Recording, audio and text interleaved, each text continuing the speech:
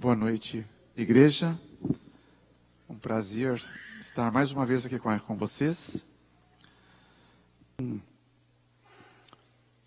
senhor, um homem multimilionário. Tinha 2 filhinhos. A mãe morreu quando eram pequenos ainda. O mais velho tinha 4, o outro tinha 3. Ela partiu. Ele cuidou dos filhos, criou os filhos.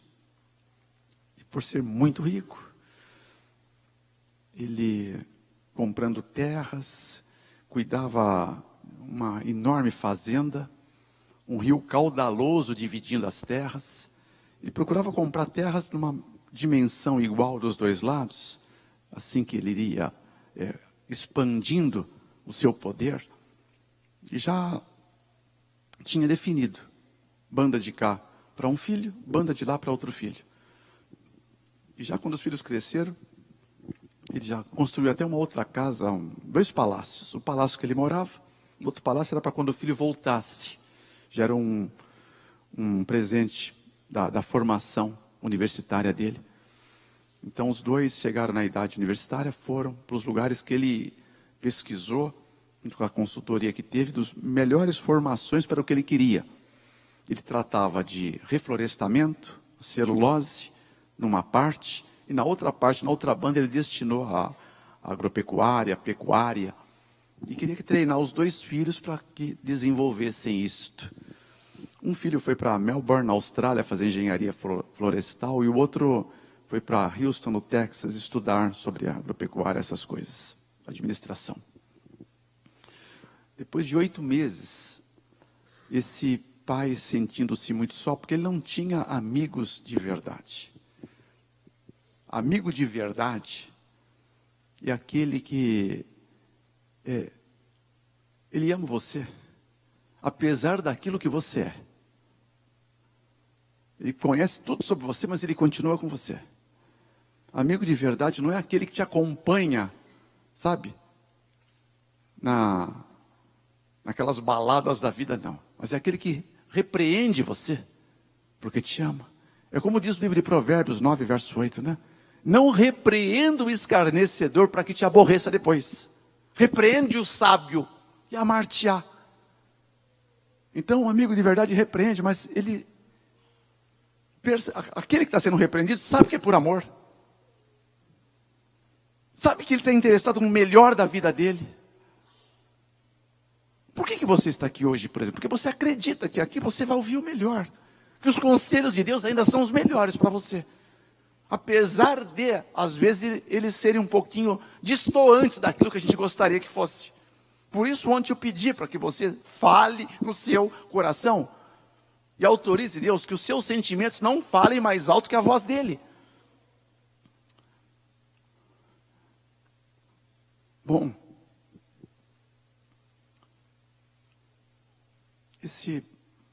esse pai não tinha um amigo de verdade, só amigos interesseiros, porque ele era muito rico. E esses amigos que se interessam apenas pelo que nós temos, não o que nós somos, né? Eu conheci na minha carreira pessoas, algumas foram amigos meus, mas aqueles mais teimosos, infelizmente, e que ainda tive chance de falar tanto para eles não fazer algumas coisas que eles insistiram em fazer. E depois, desculpa a expressão, quebrar a cara, né? Quebrar a cara, quebrar o bolso. E me lembro da esposa de um deles, que eu não vou citar o nome aqui, falava: olha, Fernando, tantos amigos, né? Um barco de 12 milhões de dólares, né? Lotado de gente, tantos amigos. E agora a gente não tem, só sobrou você, Fernando. Só você que é nosso amigo agora. Porque esses amigos, irmãos, esses amigos não fazem falta, não. Sabe? O dinheiro, ele é bom quando você conquista ele honestamente. Ele é uma bênção, né? Quando você compartilha, ele é uma bênção. Tá? Mas quem aqui vai comer dinheiro? Alguém vai comer dinheiro? Né? Alguém que consegue comer 10 refeições por dia? Tá? Dinheiro se preocupa com você? Numa noite fria, ele pode aquecer você, pode se preocupar com a sua solidão? Pode preencher alguma coisa? No meu coração não conseguiu preencher.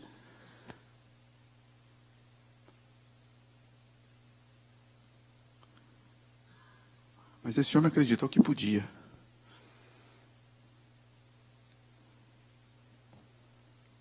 E assim ele estava vivendo. É um daqueles casos que eu disse para você aqui no domingo passado. De pessoas que são tão pobres, mas tão pobres que a única coisa que tem é dinheiro. Ele sentia essa solidão, porque nem os funcionários queriam ficar perto dele. Ele era muito avarento. A avareza é uma possessão. São influências de espíritos imundos que tornam o homem avarento. Por isso que nenhum avarento vai entrar no reino dos céus. Está escrito. 6:10 de 1 Coríntios, 5:19 de Gálatas, 18:19. Se alguém tem um espírito de avareza, fala para o Senhor: Pai, eu não quero ter mais. Não quero.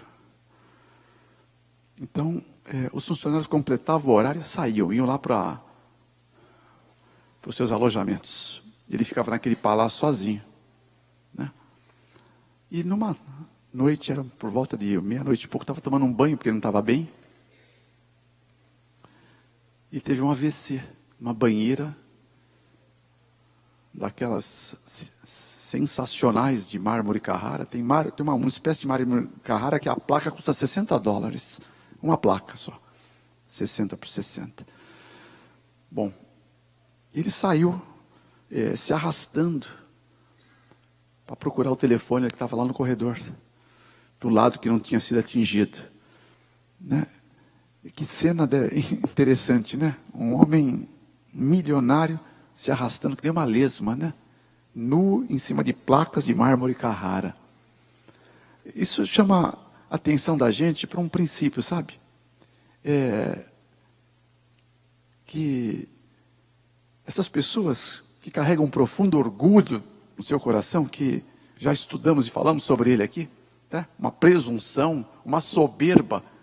Irmãos, quando eles morrerem, eles vão feder? Sim ou não? Fede ou não fede? Fede ou não fede? Vai feder, irmão. Vai feder do mesmo jeito. Então, orgulho é uma estupidez, né, irmãos?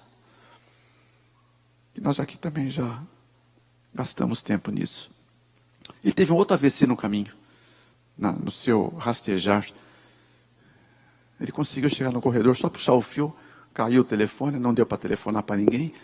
E por volta de 5:30 da manhã, quando entrou a primeira assistente lá do lar dele, viu aquela cena, tocou, viu que ele estava vivo ainda, estava o corpo gelado. Chamaram socorro para gente desse staff, vem rápido, né? Então logo chegou, era uma fazenda, veio de helicóptero, levaram ele para o hospital. O médico da família ligou para os filhos, falou: se vocês quiserem ainda ter algum contato com o pai, pega o primeiro avião. Eles pegaram o avião, vieram para cá e chegaram em tempo de participar do velório. O pai foi embora. Já tinha testamento, não teve nenhum problema. Cada um ficou com uma banda. E foram, depois que sepultaram o pai, assinaram o recebimento do inventário, da formal. E foram continuar os seus estudos. Se formaram, retornaram para o Brasil. O filho mais velho ficou com a parte da florestal, lá de celulose. Casou-se primeiro. Teve 2 filhinhos. Os tempos iam passando, eles iam ficando mais ricos, né? Agora aprenderam a implementar melhores técnicas, né? Então, estavam multiplicando aquela fortuna que já era de um enorme calibre. Em suma, esse irmão mais velho falou: eu vou agora voltar para a Austrália, vou lá para fazer uma turnê com os meus filhos pequenos. Os filhinhos estavam crescendo, quero que meus filhos conheçam onde eu estudei, já se preparando os filhos para estudar também, quem sabe lá, continuar o império da família, tá? E na véspera da viagem, tudo já preparado, tinha um heliponto lá na fazenda, mas ele gostava de carros de corrida, esses carros rápidos, caminhonetes incrementadas, que 0 a 100 em 8 segundos. Pegou uma daquelas, as estradas vicinais na fazenda, né? Acelerando bem, dá aquele ronco agradável aos ouvidos dele, e sai. Tinha uma curva de quase 90 graus, saindo da fazenda para entrar na estrada principal, a estrada vicinal principal para ir para a rodovia.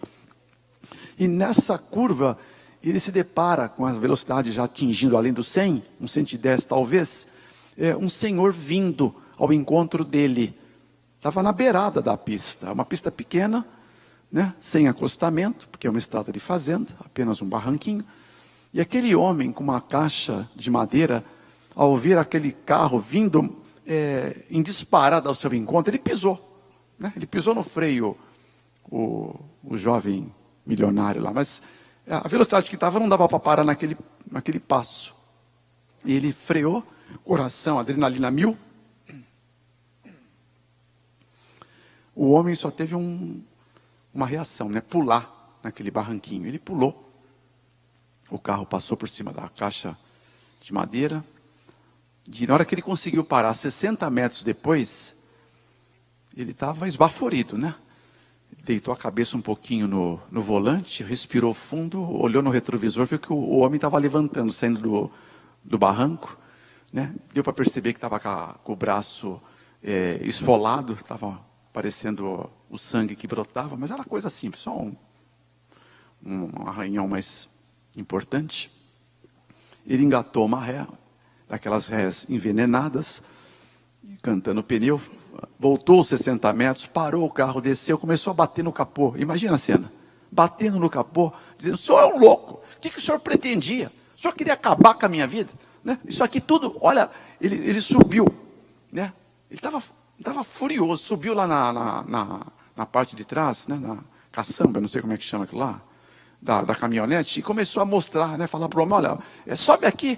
O homem até subiu, ele pegou a mão do homem: tudo que o senhor está vendo aqui é meu. Tudo aqui é meu.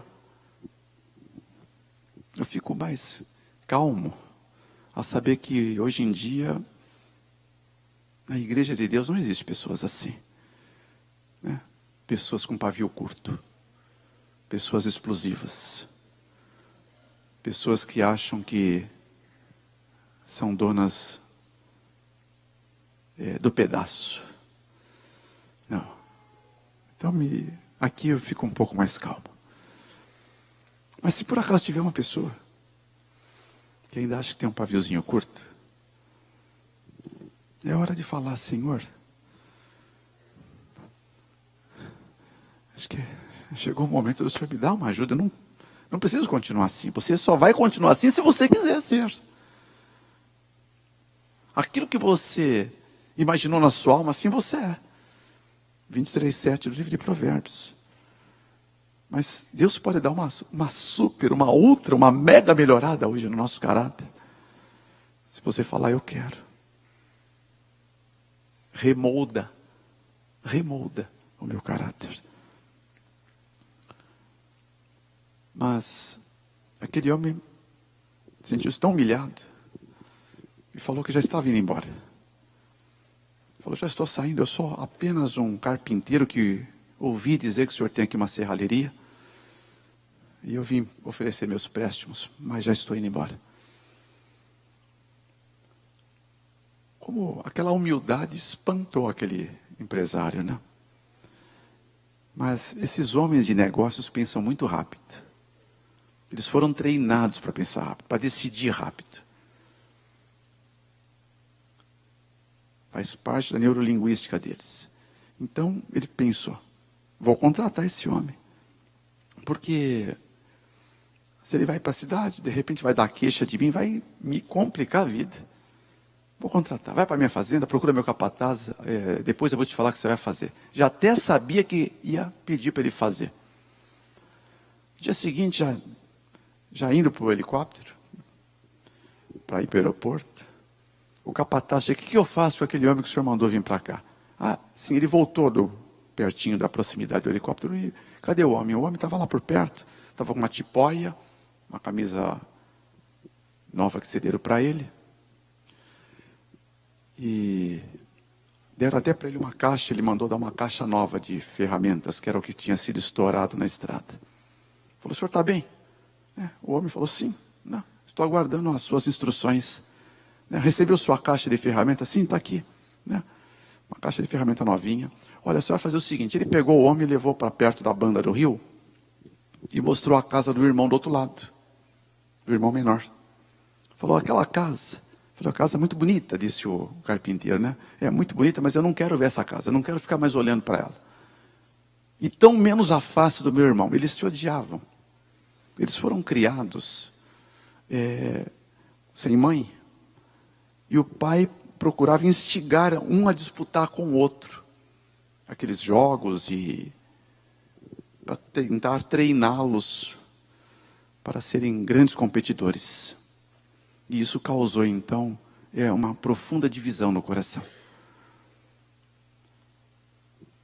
Agora, sabe, irmãos, eu volto a dizer o que eu disse também no sábado, aqui à tarde, que não tem uma bênção maior que Deus pode dar para mim, para você, do que a presença de uma mãe. Uma mãe é uma coisa extraordinária demais, é a certeza da existência de Deus, sabe? Então, diga sempre para sua mãe que você a ame, sabe? Agrade o coração da sua mãe, faça a vontade dela, porque ela só quer o seu melhor, tá? Agora, a OMS, eu estou abrindo aspas aqui, ela divulgou uma pesquisa que eu fiquei muito preocupado ao vê-la, tá? Porque tinha-se um grande número de mães morrendo no mundo. E lá a OMS, a Organização Mundial de Saúde, ela recolhe informações do mundo inteiro. Qual a causa mortes de muitas mães que eram dadas como desconhecida? E esse estudo aprofundado da OMS apresentou o resultado dele. Sabe o que tem matado mais mães pelo mundo inteiro? Angústia. A angústia tem sido a causa mortes, que era desconhecida das mães. Tomara, irmãos, tomara que hoje aqui eu não esteja falando para nenhum filho, nenhuma filha que ainda tem causado angústia no coração da sua mamãe. Eu tenho viajado do Brasil, fora do Brasil, e muitos jovens às vezes falam com a gente, sabe, como tem falado alguns aqui, e me apresentam sintomas, irmãos, que está nítido o que está acontecendo para mim. São problemas com demônios. Eles nunca vão se dar bem na vida, porque esses demônios estão de perto. Estão quebrando o mandamento, o mandamento de equilíbrio, o 5º mandamento, honra teu pai e tua mãe. O único mandamento que tem uma promessa junto, para que vivas longamente e te vá bem em todas as coisas. Efésios 6, 1-3, junto com os mandamentos na tábua de pedra do Senhor. Então pense no seu travesseiro, jovem, você que ainda não conseguiu chegar num concerto relacional com seu pai, com sua mãe, tá? Para que você mude a tua história. Do contrário, você nunca vai atingir a performance que Deus tem para você, nunca. Vai ser uma vida medíocre. Você pode alcançar tudo, mas esse tudo nunca vai representar para você a verdadeira satisfação que só Deus pode nos outorgar. Fecha aspas. O carpinteiro entendeu, eles entraram no helicóptero, foram embora, iam ficar 2 meses e pouco nessa turnê, iam para a Austrália, depois iam para Havaí e voltariam para cá. Passou o tempo, eles voltaram. Ele no helicóptero, vendo os seus plantios, né? Aqueles incomensuráveis, né? De plantação de teca, aquela árvore que estão se usando muito para reflorestamento, né? Teca, pinheiros, eucalipto, aquelas coisas todas. Então, já tinha crescido, né? Com esses implementos agrícolas hoje tinham crescido um pouco mais. Então, vendo aqueles cifrões, né? Mais dinheiro, mais dinheiro. Mas aí chegou na região da casa, ele olhando sua casa, uma casa magnífica, um palácio. E ele percebeu, né, que o carpinteiro não tinha obedecido. O carpinteiro, em vez de fazer o muro que ele pediu, faça o muro, tampe toda a vista aqui da casa. O carpinteiro fez uma ponte, juntando as duas bandas do rio. Então, o irmão que ficou, quando viu que o irmão estava chegando, ele acreditou no coração dele que aquela ponte era um desejo de reconciliação do irmão mais velho. Então ele saiu da casa dele, atravessou a ponte acenando com o helicóptero, mas o irmão lá de cima estava procurando, cadê aquele carpinteiro que eu vou esganar ele, né? Ao descer. Está procurando o carpinteiro, aquele rosto vermelho, né? Quando você fica furioso. O helicóptero posa. E o irmão mais velho, mais novo, chegou e na hora que ele saiu, tentando achar o carpinteiro, ele o abraça, né? Imagine a cena, irmãos. Alguém que não quer nada com alguém, mas é abraçado. Aquele abraço verdadeiramente sincero. Existe um texto profético que eu gosto muito. Tem Obreiros Evangélicos, página 499 e 500, que diz assim: quando ofendido e ofensor em humildade se reúnem,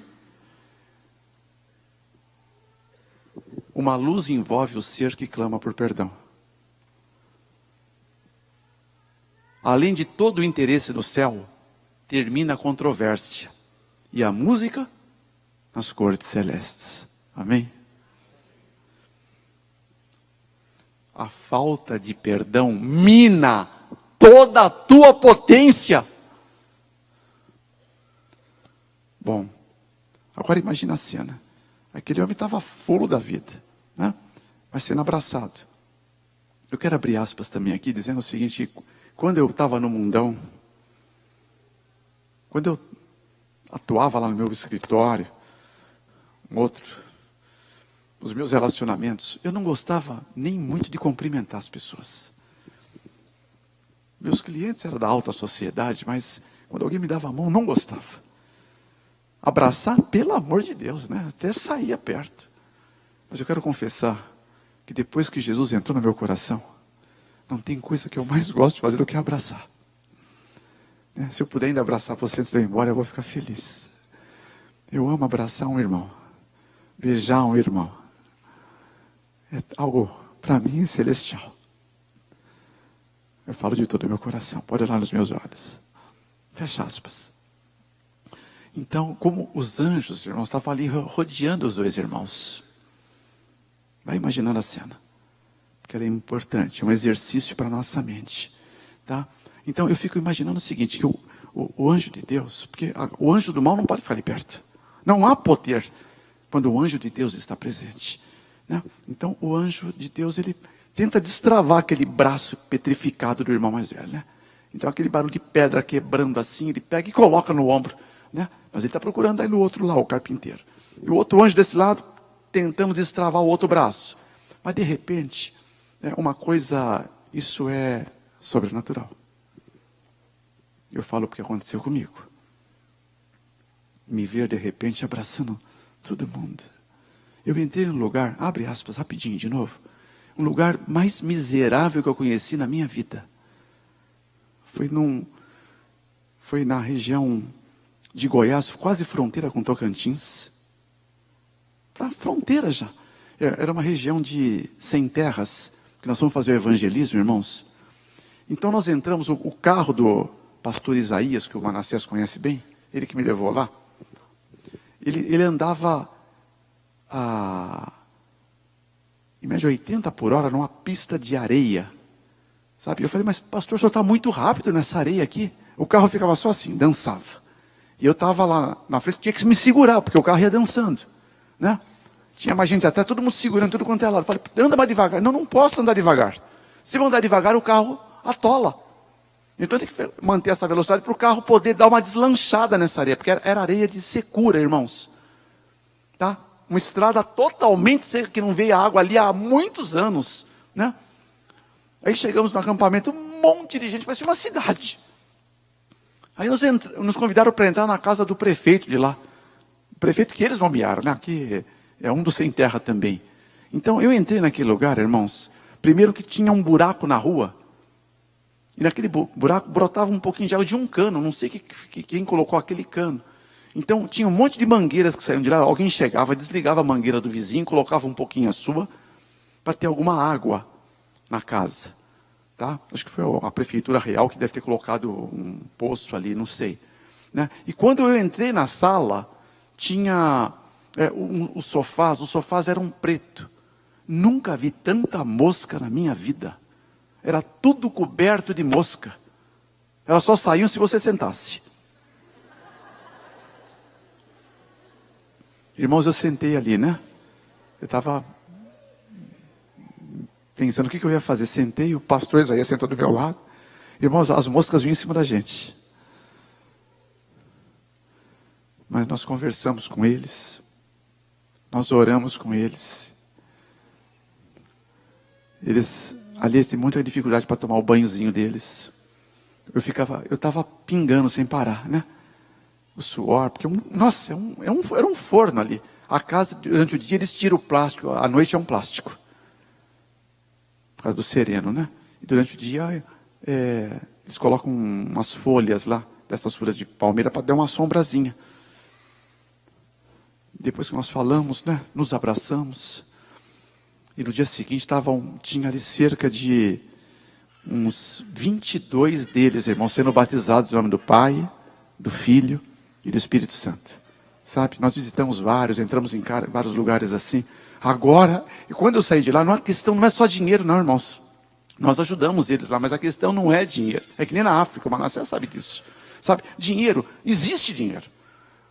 O que está faltando, irmãos, o que falta é alguém ensinar para eles do caminho, da verdade e da vida. Sabe? Porque muitas vezes manda-se alimento, nem chega. As questões tribais lá na África, eles retêm. Eu também estive na África. Já vi um monte de coisas ali que são terríveis, tá? Mas quando você ensina eles percorrerem o caminho, aí a vida deles começa a cessar a miséria que vivem, sabe? Porque a questão da falta de recursos é uma questão temporária. A miséria é um estado de espírito, irmãos. Mas fecha aspas e depois de alguns minutos, talvez uns 4 minutos, os dois estavam se abraçando mutuamente e choravam mutuamente, e pediam perdão mutuamente. É o poder de Deus. Perdão é uma coisa de Deus, divina. Ninguém tem esse dom por si mesmo. Você tem que pedir, Senhor, eu quero esse dom. De Deus ele não tem como dizer não, sabe? Se você quer de verdade, se você se esforça. Porque eu falei com um jovem aqui, que eu não vou falar nome, falou, olha, eu quero me entregar a Jesus, mas eu não consigo perdoar uma pessoa, não consigo. Eu desafiei ele, se ele quer mesmo perdoar, que ele faça o exercício com Jesus. E tenho certeza que se ele quiser mesmo, ele vai conseguir, para a glória de Deus. Tá? Foi ontem aqui, oramos juntos. Bom, depois que ficaram lá umas 2 horas conversando, sentaram num tronco de árvore ali perto, e todos os funcionários vendo, né? Porque nunca tinham visto aquilo.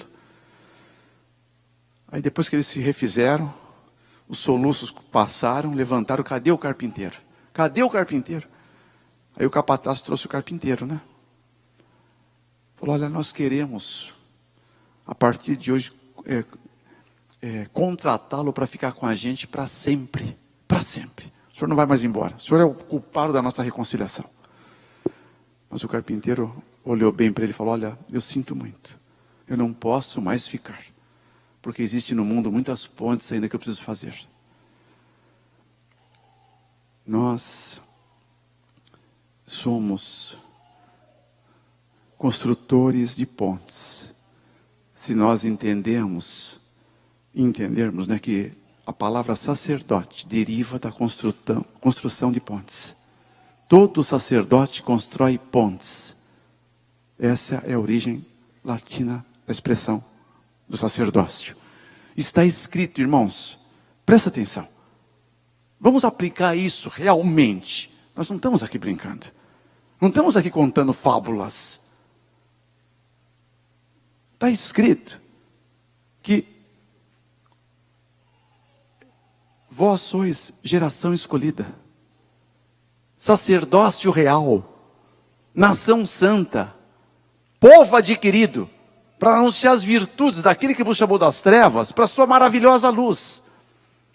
Quando Moisés subiu lá no Sinai, do qual eu tive a honra de subir já umas 2 vezes, e desceu, também desci, né? Aquele topo, uma coisa de perder o fôlego. A ordem que Deus deu a Moisés, vai e diga aos filhos de Israel, que vós me sereis um reino sacerdotal e uma nação santa. 19, verso 6 do livro de Êxodo. E o outro é 2, verso 9 de 1 Pedro. Então, irmãos, é impossível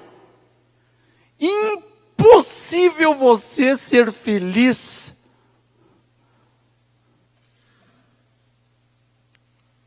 diante de Deus se você não exercer o seu sacerdócio. Porque o reino de Deus é um reino de sacerdotes.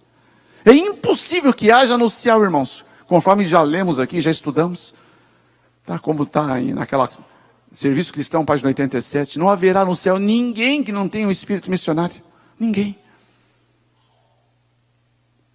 Então, eu preciso falar, Senhor, se você entende que você não tem ainda esse desejo de construir pontes, faz de mim um construtor de pontes. Você está dizendo, faz de mim um sacerdote.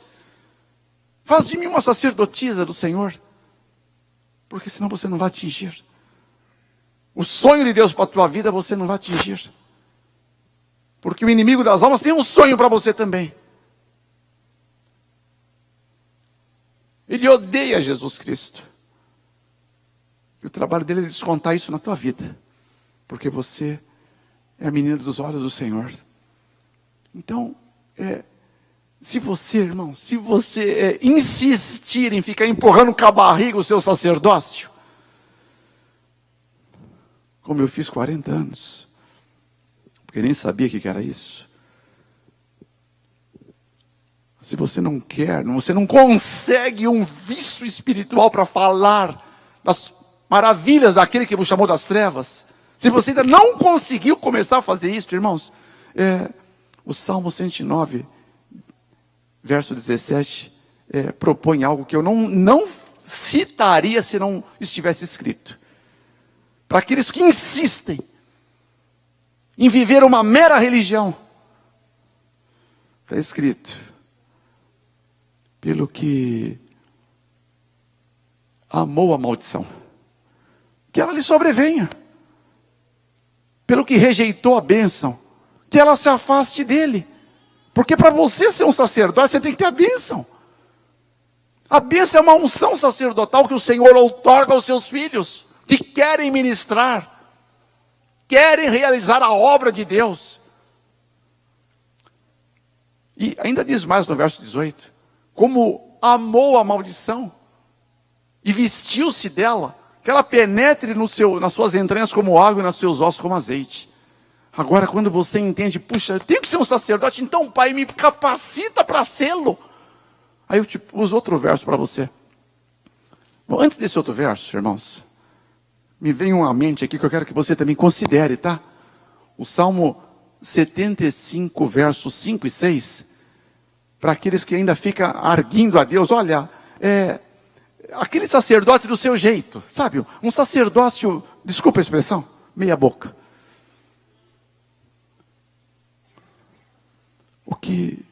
O que pode abençoar, irmãos, o que abençoava as pessoas quando Jesus passou por aqui, era a presença dele, era o toque dele, era a palavra dele. É isso que as pessoas precisam ver.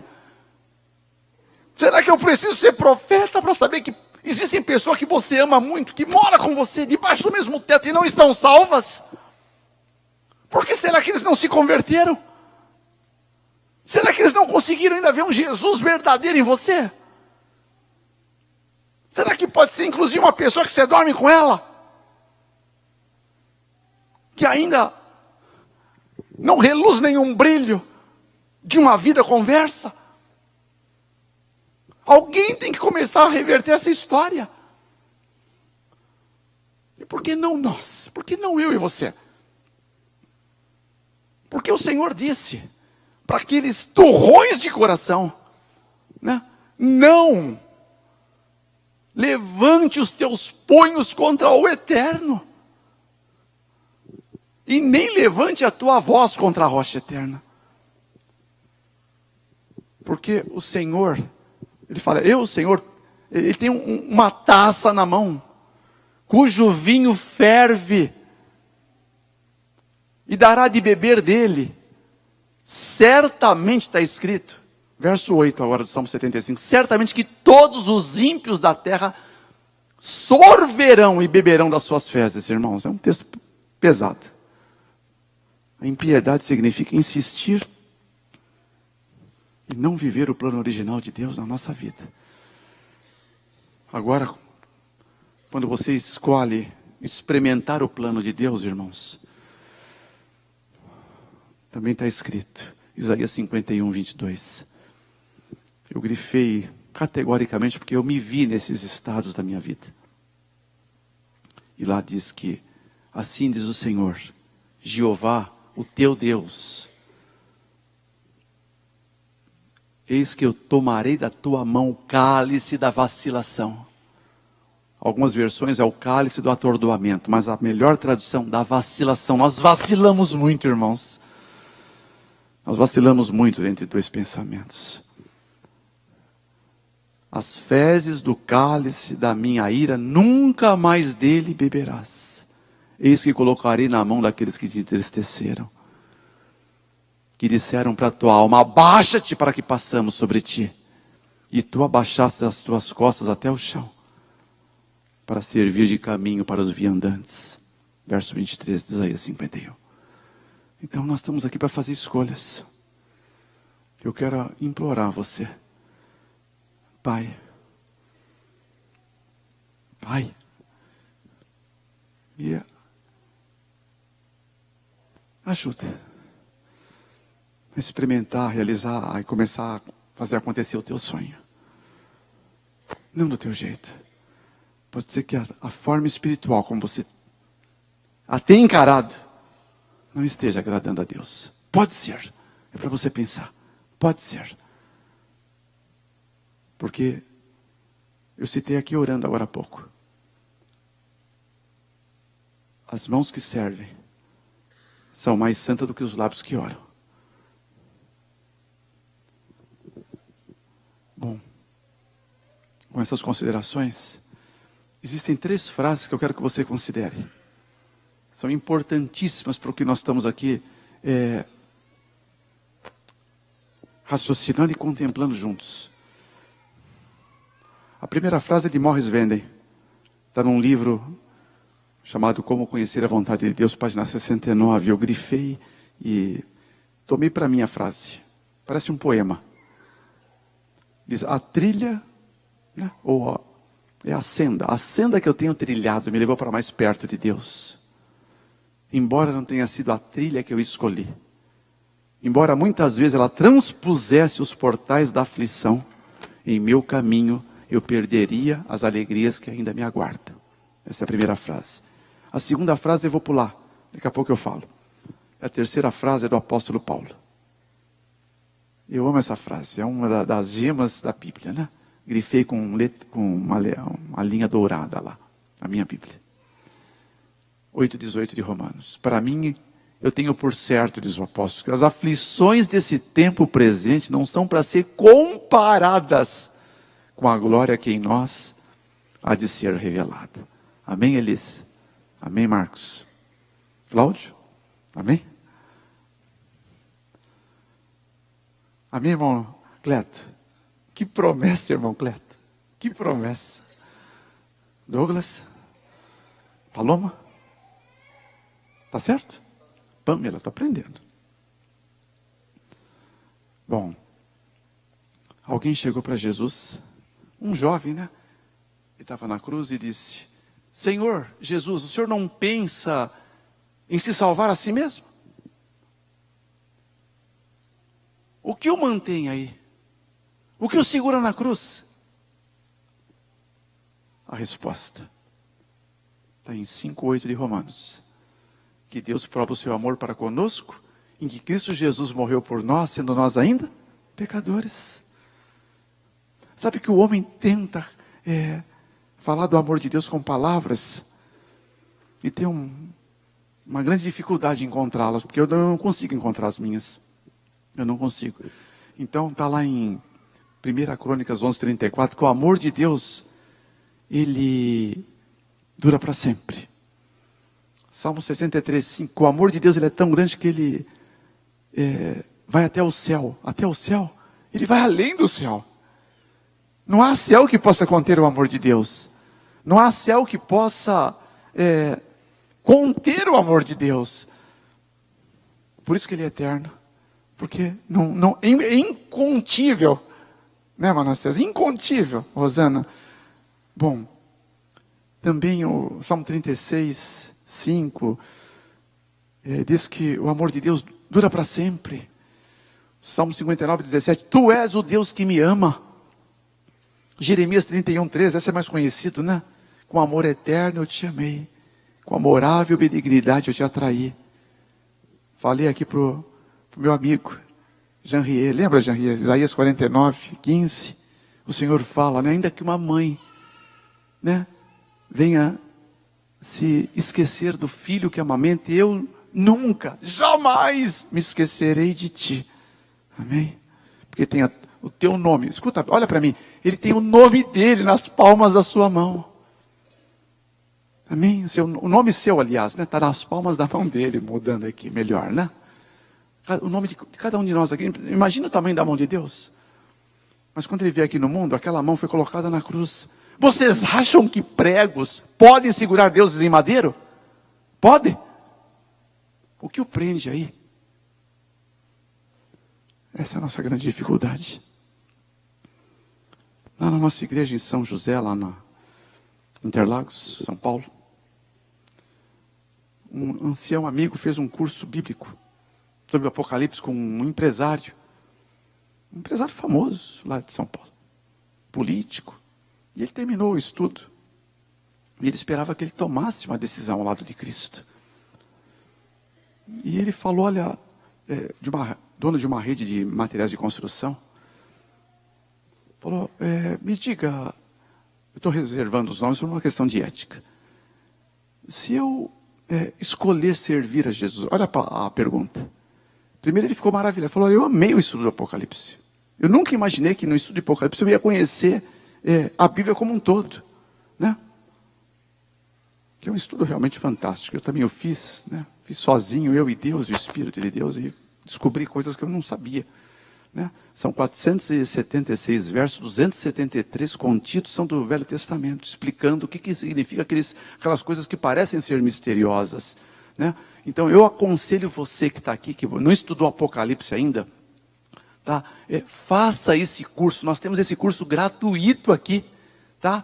Você pode fazê-lo sozinho, mas eu aconselho que você não faça sozinho. Que você nomeie alguém para te professorar. Nós temos professoras aqui que fazem por amor, elas amam fazer isso. As que eu já conheço é a Rosana e a Rita. Cadê a Rita? Está lá dentro, está cuidando de algo muito importante, que eu sei o que é. Então, além delas, tem mais pessoas que eu também sei, tá? Mas elas se dedicam a isso. Elas querem servir a Deus, mostrando o caminho, a verdade, a vida melhor. Você que assiste na internet, meu amigo internauta, onde você estiver, se você estiver na América, você vai achar. Procura uma das igrejas nossas e fala, eu quero o curso do Apocalipse. Se você fala, eu quero fazer só, então pede o exemplar para fazer só. Tá? Ou então um professor, alguém vai no seu escritório, na hora que você puder, no dia que você puder, ou na sua casa, onde você quiser. Essa pessoa vai fazer de graça. De graça. Nós não cobramos para ensinar a Bíblia aqui.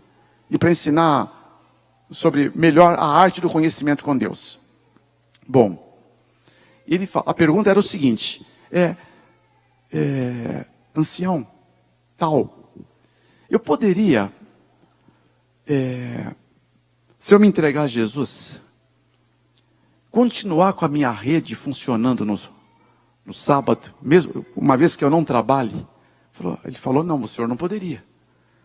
Porque o mandamento de Deus é claro, 6 dias trabalharás, e farás toda a tua obra, mas o sétimo dia é o sábado do Senhor teu Deus. Não fará tu obra alguma, nem tu, nem teu filho, e nem teus funcionários, né, teus servos, das suas portas para dentro. Porque em 6 dias fez o Senhor o céu, a terra, o mar e a fonte das águas, e tudo que no mundo há, e no sétimo dia descansou de todas as obras que tinha feito. E abençoou o dia sétimo, dia de sábado, e o santificou. Êxodo 28, versos 8 a 11. Então ele coçou a cabeça e disse que ia pensar. Esse é o problema do homem. Pensar em cumprir uma ordem de Deus. Porque eu falo ordem, porque para mim, Fernando Lux, quando Deus fala, para mim é ordem. É que quando eu falo, eu não posso falar ordem, né? Porque para mim é que é ordem. Para mim a palavra de Deus é um decreto. Mas as pessoas não entendem assim. Elas acham que é apenas um conselho. Você pode entender como conselho, eu respeito você com todo carinho. Mas todas as ordens de Deus são para a sua felicidade. Todas. Esta coisa que o Senhor falou, fareis, e a glória do Senhor vos aparecerá. Está escrito. 9, verso 6 do livro de Levítico. Mas você não faz aquilo que o Senhor falou, então você não vê a glória do Senhor. Você está vendo mais a glória do mundo. Bom, esse empresário pediu que ele voltasse outro dia, ele marcou lá o dia para voltar, que seria uma semana depois, já tinha completado o estudo. E ele me procurou, falou: Fernando, você também que é empresário, quem sabe você conseguirá falar numa outra linguagem para ele? Porque eu não consegui explicar talvez alguma coisa. E ele não aceitou o Senhor Jesus hoje, né? E essa é uma tristeza que eu carrego no meu coração, irmãos. Algumas pessoas às vezes me perguntam: Fernando, você parece que está um pouco triste. Eu falo: não estou um pouco triste, eu estou muito triste. Essas são palavras do apóstolo Paulo que eu tomo para mim hoje. Ele disse: em Cristo eu falo a verdade, eu não minto. Que tenho uma contínua dor e uma profunda tristeza no meu coração. 9:1 e 9:2 de Romanos. Por que isso, irmãos? 53:1 de Isaías explica. Quem deu crédito à nossa pregação? A quem se manifestou o braço do Senhor? Você quer uma tradução melhor? Quem se converteu hoje? Quem hoje aceitou o Senhor Jesus porque entendeu que Ele está chamando?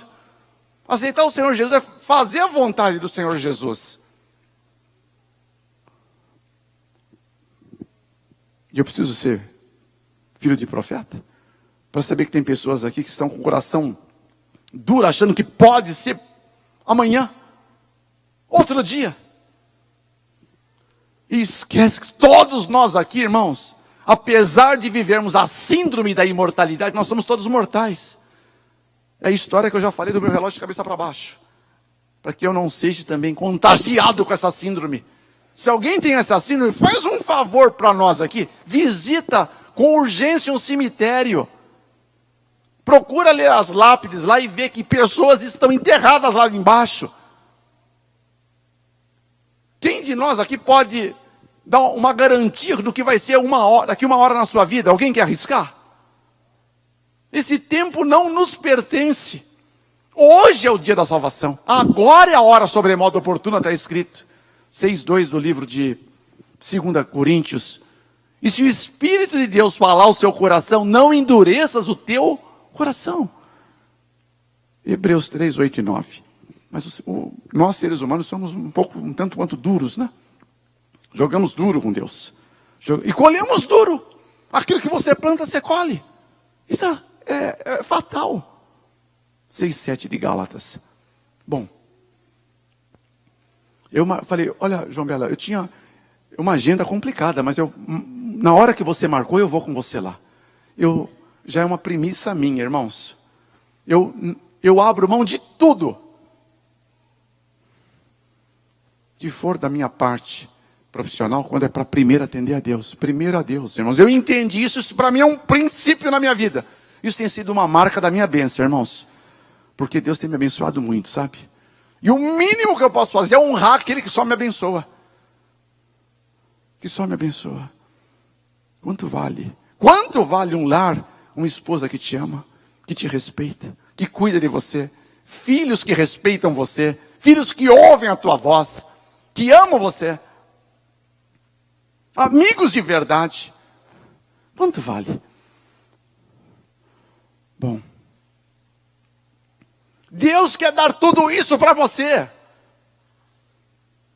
Mas não queira de bandeja, irmãos, porque você tem que fazer a sua parte. Deus não faz o possível. O Deus que eu conheço, Ele só faz o impossível. O possível você vai fazer. E o possível Ele está mostrando para nós aqui. Olha o tempo que a gente tem que gastar aqui falando do possível, porque nós somos, irmão, desculpa. Nós somos cabeça dura, eu sou o primeiro. 40 anos com uma pedra na cabeça. Olha, marcamos o encontro. Limpei a minha agenda à tarde para estar com aquele empresário. Para inquiri-lo de alguma coisa que ele podia não ter entendido. Mas ele era político também, teve uma reunião política importante lá no Palácio do Governo no Estado e cancelou a reunião. Eu falei, não tem problema. Cancelou em cima da hora. Já tinha desmarcado as minhas. Eu salvei o que eu pude depois à tarde. Marcamos para outra semana. Na outra semana,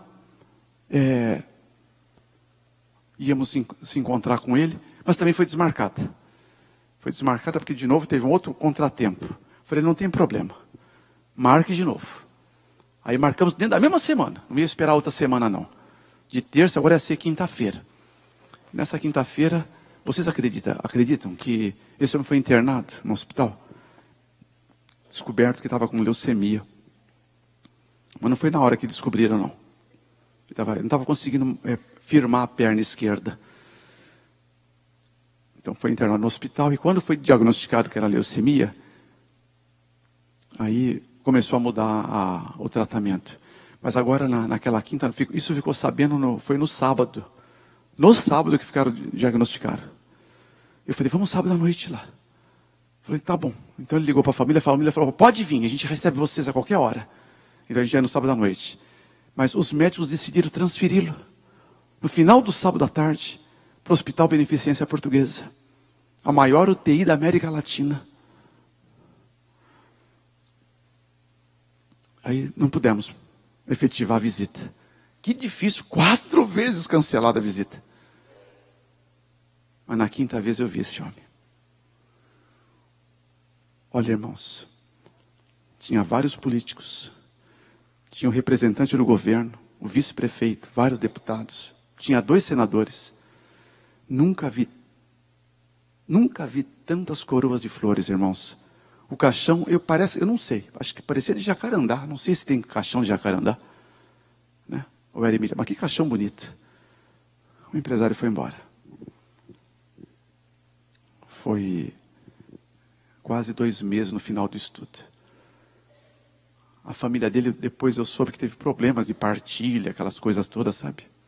Que pena.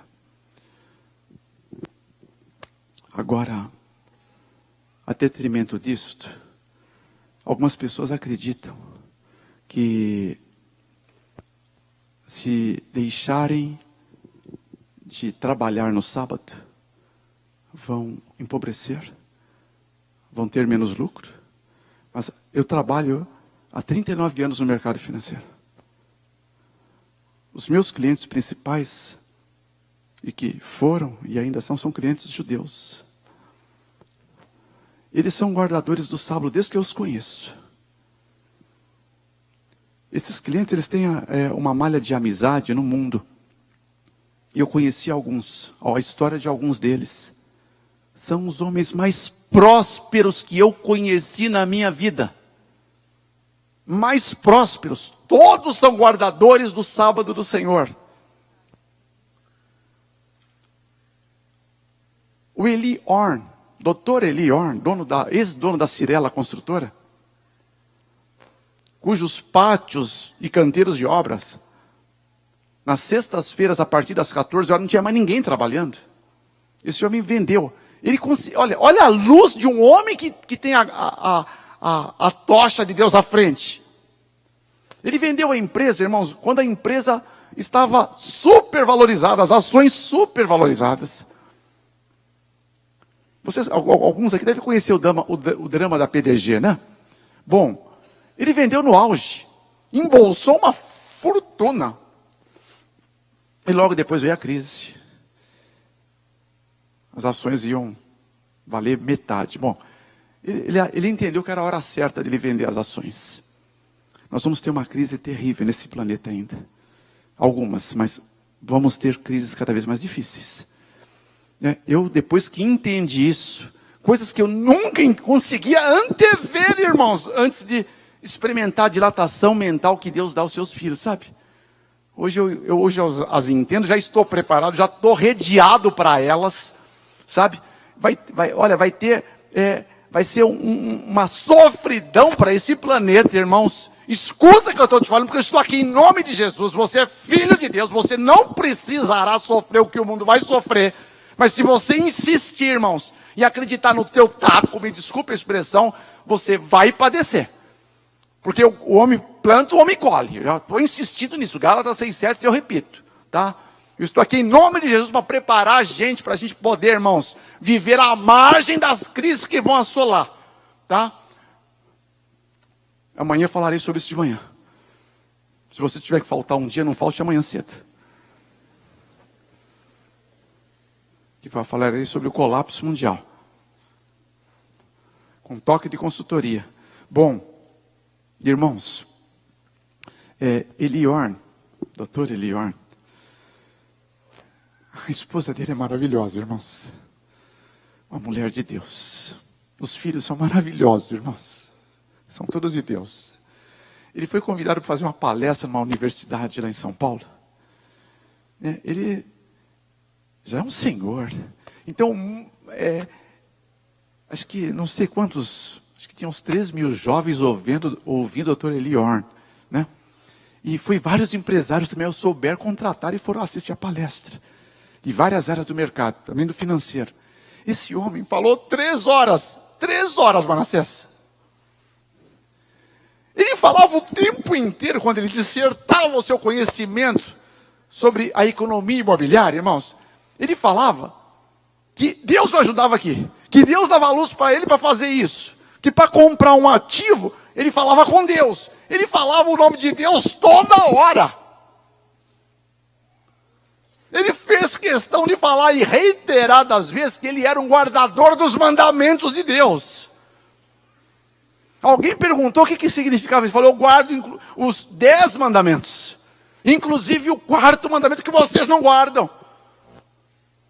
Ele falou, vocês aqui, né? Olha o que esse homem falou. Vocês aqui não matam, não roubam. Vocês aqui, quem sabem que mentira é uma coisa que desagrada a Deus, é uma coisa que desagrada até a própria consciência da gente. Né? Dissertou os mandamentos. E disse, mas tem um que vocês não guardam. O 4º vocês não guardam. E a Bíblia fala claramente, irmão, olha para mim, ô internauta querido. Aquele que tropeçar em um só dos mandamentos, tropeçou em todos. Tiago 2,10, escrito 70 anos depois que Jesus partiu.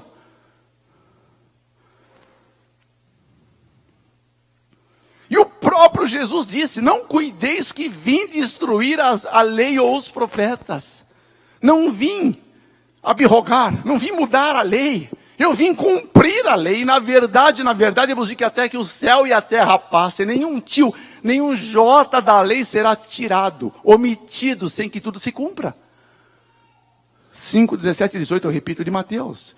Jesus veio confirmar a lei. A lei é eterna. Segundo, diz o Salmo 119, vários versos, o Salmo 111, 7, 8, 9 e 10. João 10, 35. Isaías 48. A lei de Deus é eterna. Como eterna é a palavra de Deus. Mateus 24, 35. Marcos 13, 31. Lucas 21, 33. É eterna, como caráter. Eu, Senhor, não mudo. Malaquias 3,6, Hebreus 13, verso 8. Não alterarei o que os meus lábios proferiram, e não quebrarei o meu concerto. A lei é um concerto com o povo dele. Salmo 89, 34. Esse povo que não sabe a lei é maldito, disse Anás e Caifás. Então, quando você não conhece a graça, a bênção, o selo da bênção que a lei outorga ao povo dele, a gente está vivendo a maldição do planeta. 7,49 de João. Eu não era um guardador dos mandamentos de Deus. Mas quando eu entendi isso com o estudo que fiz, eu falei, puxa, agora eu entendo porque esse povo é tão abençoado. Foi fácil para mim começar a guardar os mandamentos, inclusive o sábado do Senhor. Mas primeiro precisei conhecer a verdade, né? Eu não conhecia a verdade. Mas em suma, Eliorn falou que ele era um guardador do sábado. Depois das 3 horas ele terminou o discurso, irmãos. Vocês acreditam que ele ficou por 3 minutos sendo aplaudido de pé? Aplaudido. Um homem de Deus, ele carrega uma marca, irmãos. A marca é a presença do Senhor, é uma luz à frente.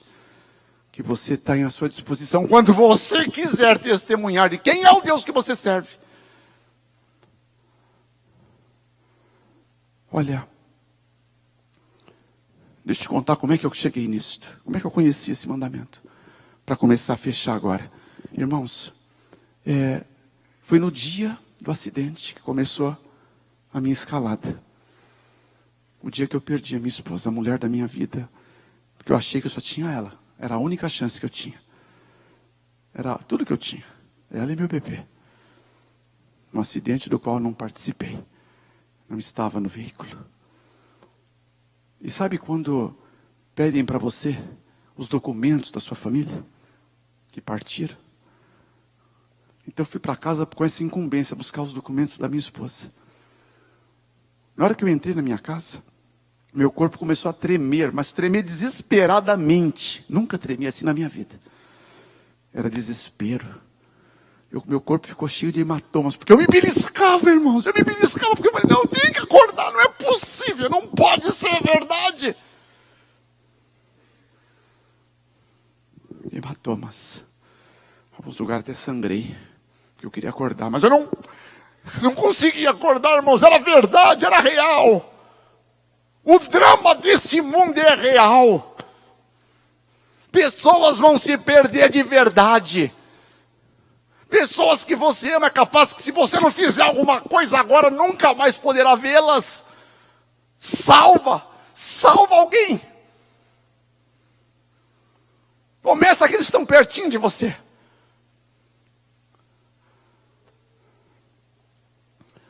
Eu subi para o meu quarto.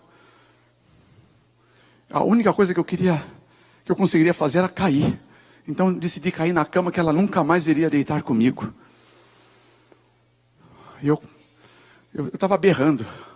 Eu só pedia, Deus me acorda, Deus me acorda. E quando eu falei, Deus me ajuda, aí eu tive a impressão que eu ouvi uma voz, mas a voz foi no meu coração. Eu não ouço nada com os ouvidos. No meu coração eu ouço. Aprendi a ouvir muitas coisas que antes eu desconsiderava.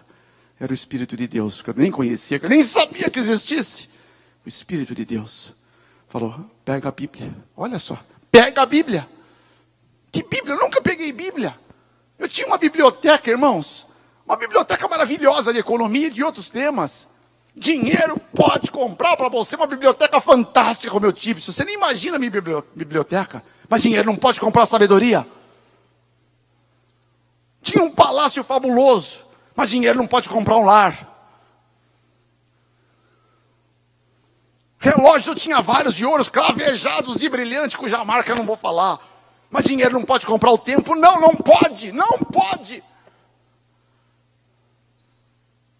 Pode comprar remédios caros, como eu comprei para o meu filho, mas não pode comprar cura. Pode até comprar sangue na ausência dele no mercado, mas não pode comprar vida. Se você duvidar, pode comprar até sexo, mas não pode comprar amor. Não brinca com Deus.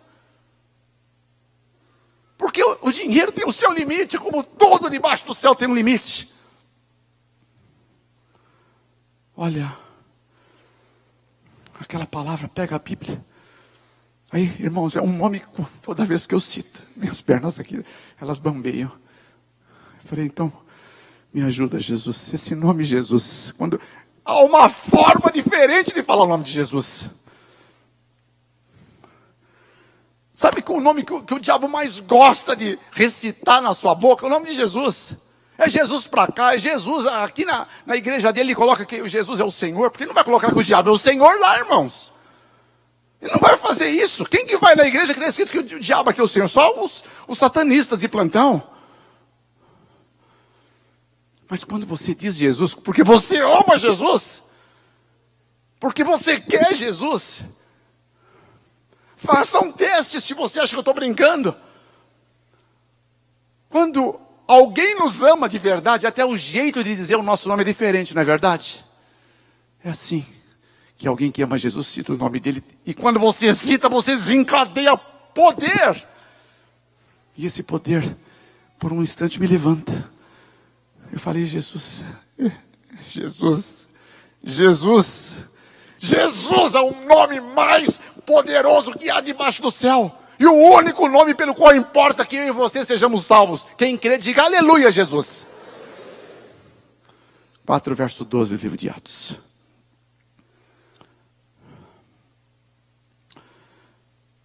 Eu levantei, parece que alguém me segurava pelas mãos, porque eu não tinha força para ficar em pé. Eu fui levar até o closet da minha esposa. Eu abri um primeiro armário. Parece que tinha um holofote, alguém com uma lanterna lá comigo.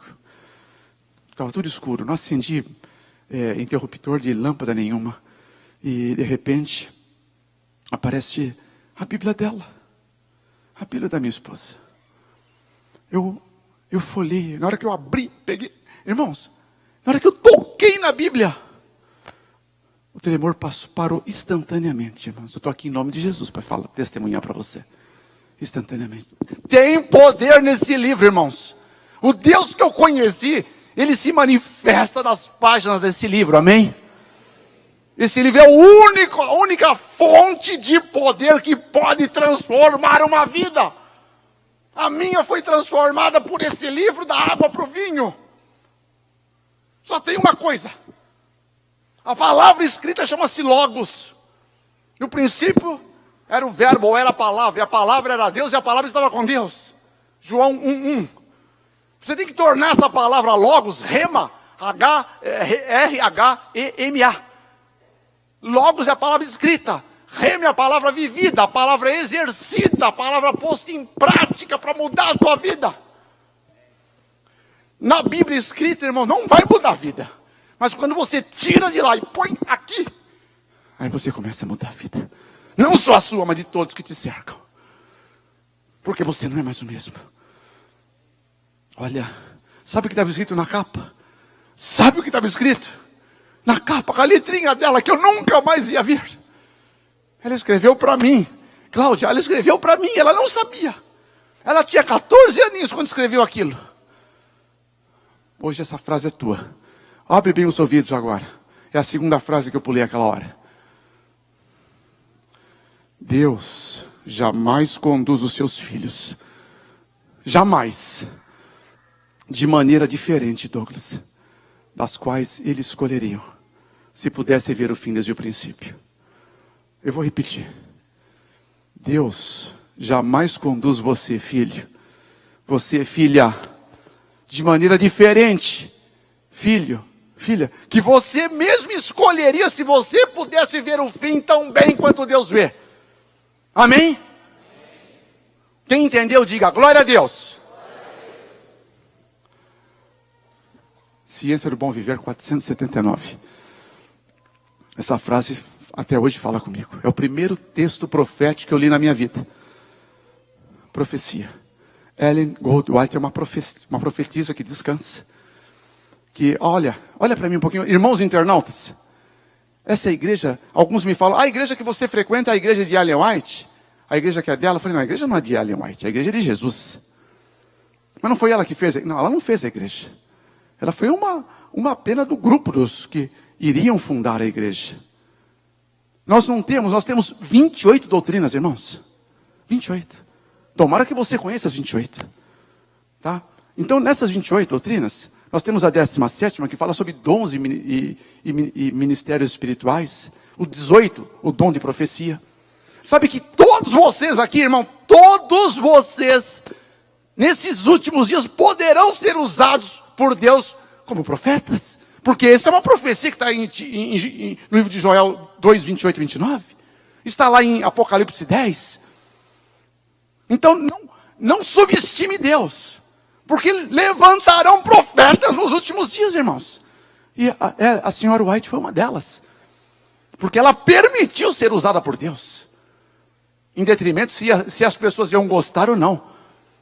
Um profeta de Deus, irmãos, ele nunca entra numa festa para agradar o povo. Ele entra na festa, irmãos, para cumprir o que está escrito em Joel 2:1. Tocai a trombeta em Sião, clamai em alta voz no monte da minha santidade.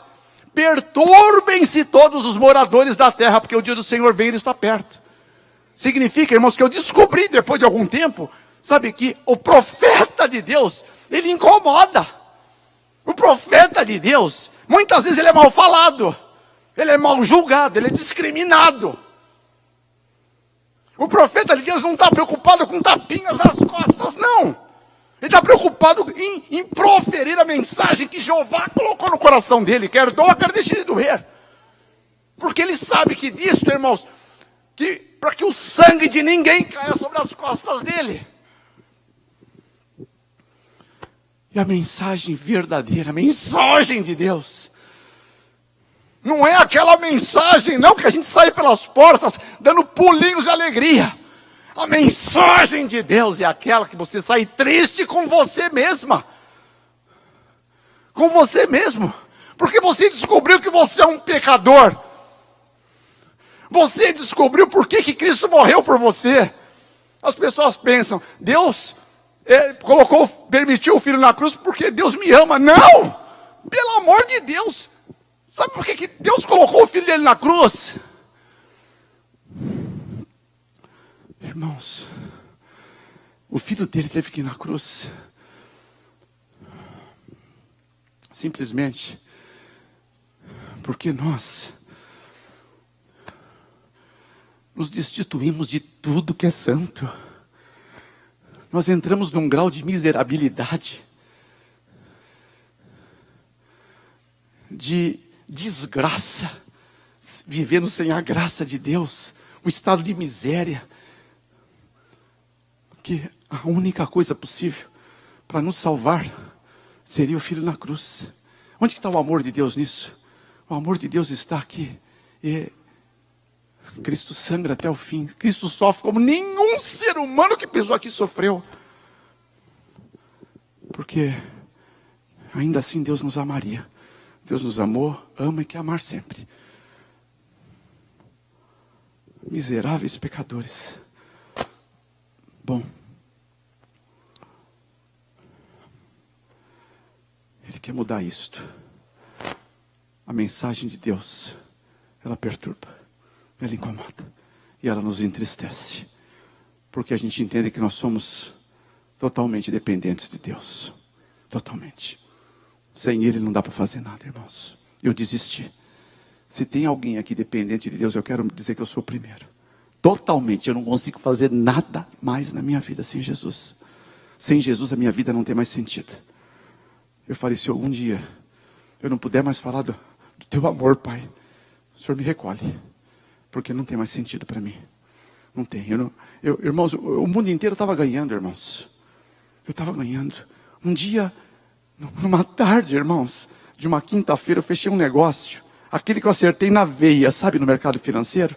No mercado, numa cesta de moedas e de juros.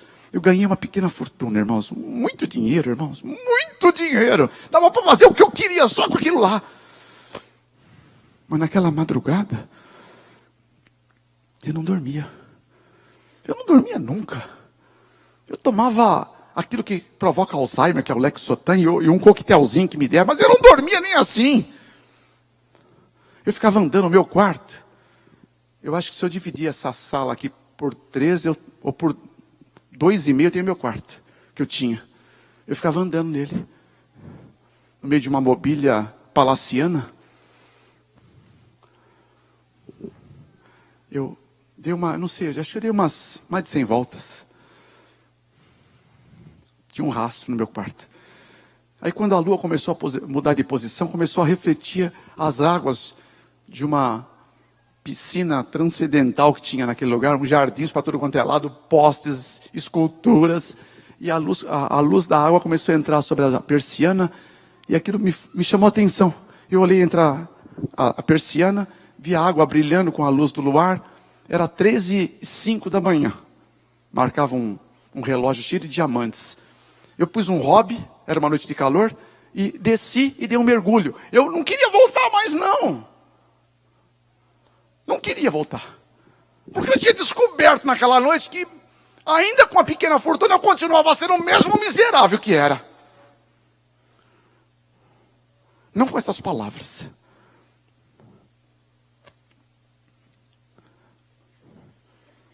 Eu acabei boiando, né? Do outro lado da piscina. Até onde eu tive força, eu tentei ficar embaixo da piscina, mas depois eu boiei. Aí voltei para a margem de onde eu vim, olhando para as estrelas. Aí eu acho que foi a primeira oração que eu fiz na minha vida. Eu quero ser feliz, Deus. Acho que Jesus olhou. Jesus escuta toda a oração e olhou para mim e disse: puxa, ele só quer ser feliz, Pai. Deixa eu fazê-lo feliz. Deixa eu fazê-lo feliz. E aí ia começar a mudança da minha história. Eu li esse texto na capa da Bíblia dela. Depois eu vi que estava todinha grifada. Todinha. De Gênesis a Apocalipse. Era o estudo que eu iria começar a fazer por minha conta, eu e Deus. Eu li a Bíblia inteira. Inteira. Descobri um monte de divergências com a religião que eu servia. Eu amava a minha religião. Eu ia todo dia na igreja. Eu ia agradecer. Era pertinho da minha casa. Uma das igrejas mais bacanas que tinha lá em São Paulo. Agora, aí eu fui perguntar para o sacerdote: sacerdote, aqui está escrito que é para guardar o sábado, não o domingo. Eu guardo o domingo toda a minha vida. Ele falou: não tinha problema, que eu podia continuar guardando o domingo. Mas me mostra na Bíblia onde está escrito. Me dá um verso. Eu já tinha lido inteiro, irmãos. Inteirinha. Eu estava procurando esse verso, não achei. Ele falou: não, mas não tem esse verso. Eu falei: mas como não tem o verso se o senhor quer que eu guarde outro dia? Não tem. Aí tinha lá também algumas imagens com todo respeito, amor e carinho. Puxa, 40 anos eu adorei as imagens com amor, respeito e carinho. Eu falo com amor aqui, irmãos. Porque eu vim de um lugar deste, com muito respeito. Mas a palavra de Deus fala que é o segundo mandamento, né? Não farás para ti imagem de escultura, nem a adorarás, nem se curvarás a ela ou dará culto, né? A elas. E eu perguntei, ele falou: também não tem. Eu falei: me dá um verso na Bíblia que eu posso fazer. Ele também não tinha o verso. Ele falou: Fernando, leia melhor. Eu li de novo, li toda ela de novo. Aí voltei lá de novo. Sacerdote, eu não achei esses textos.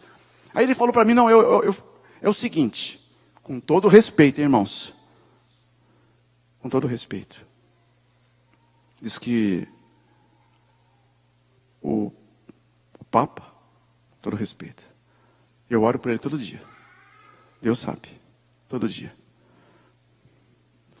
Ele pode mudar as leis de Deus, visto que o seu poder não provém de homens, mas de Deus. Só que o que eu já conhecia na Bíblia, lá em Deuteronômio 4, verso 2 e 40, Eclesiastes 3, 14, Provérbios 30, verso 6, Apocalipse 22, 18, 19, diz que ninguém pode mudar uma vírgula da palavra de Deus. Não pode mudar.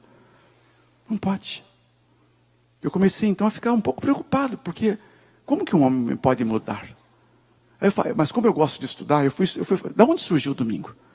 Por que o domingo hoje é guardado por grandes igrejas, né? Então eu descobri. Eu fui na história, mergulhei na história. É bom que você saiba disso, isso vai te ajudar muito. Sabe quando começou a se falar em domingo, oficializando para culto? Foi no ano 270 depois de Cristo. O imperador Aureliano, imperador romano, ele decretou que o domingo, né, não chamava domingo ainda, chamava-se prima-feira, né, era o primeiro dia. Separado para ser o dia devido ao culto ao dia do sol, tá? O dia do sol, que era a divindade que os pagãos em Roma adoravam naquele tempo. Era o imperador. Em 274, esse mesmo imperador, ele decretou, né? Natalis Solis Dei, dia 25 de dezembro de 274. Eu não sabia, mas o Natal é criado nesse dia. Daí vem a festa natalina, dia do nascimento do sol invicto, Natalis Solis Invictus. Mas, e está escrito lá, que o sol, a luz que nunca morre e sempre triunfa. Mas a luz que nunca morre e sempre triunfa é Deus. Só Deus é imortal. E só Deus triunfou em todas as pelejas contra o inferno. Também está escrito lá em 8:12 do livro de João, Apocalipse 12:7, especialmente dos versos 4 a 12. Apocalipse 12. Que só Jesus triunfa. E só Ele é luz. E só Ele é imortal. Só Deus é imortal. 1 Timóteo 6, 14, 15, 16 e 1 Timóteo 1, 17. Depois, aí em 321, irmãos, aí saiu o edito sobre o domingo do imperador Constantino I, filho de Constâncio Claro, que todo o povo descanse no venerável dia do sol. Mas o cristão, presta atenção, o cristão podia continuar guardando o domingo, o sábado.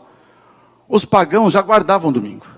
Mas os cristãos continuavam guardando o sábado, porque o sábado é o dia que o Senhor Jesus guardava. Jesus guardou todos os sábados em vida aqui, e na morte também ele guardou o sábado. Está tudo escrito lá na palavra de Deus, os versos que eu me lembro aqui, tem muito mais, tá? Está lá em Lucas 4:16, 4:31, 13, verso 10, Marcos 1:21, Marcos 3, 1 a 4, Marcos 6:2, tá? Jesus guardando o dia do sábado. Na morte, ele guardou o sábado também. Versos 15, 37, 42 de Marcos, 16, verso 9 de Marcos. Jesus guardou, quando ele descansa, ele guarda o sábado na sepultura. Ele ressuscita no domingo, tá?